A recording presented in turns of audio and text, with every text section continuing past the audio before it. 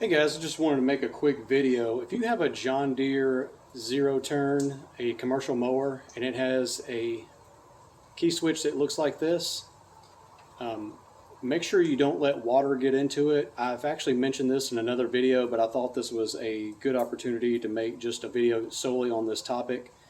Because what will happen is if water gets into this key switch, chances are it'll start trying to start up the mower, even with the key out of it in the off position.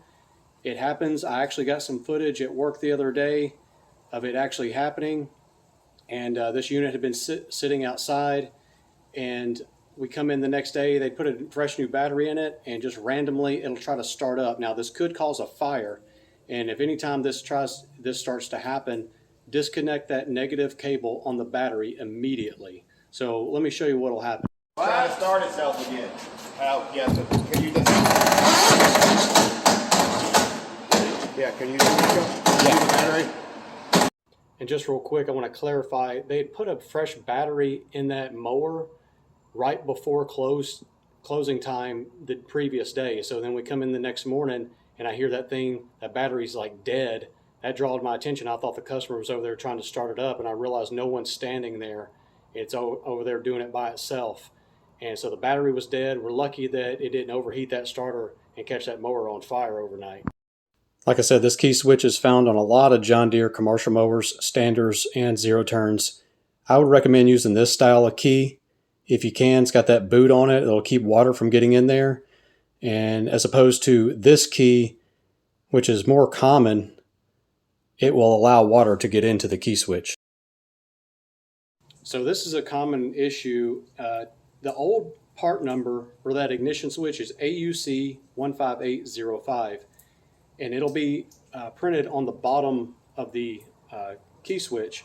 The new one you need to get is AUC 18708.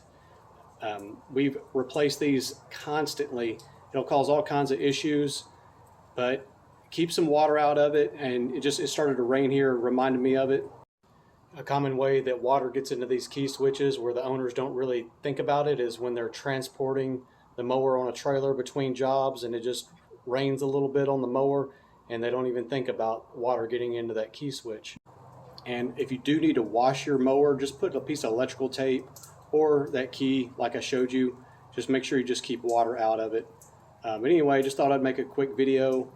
And if you're ever going to go out of town and you want to have that mower, you're not sure, you haven't had a chance to replace it, I would go ahead and disconnect that ground cable from that battery just to be on the safe side.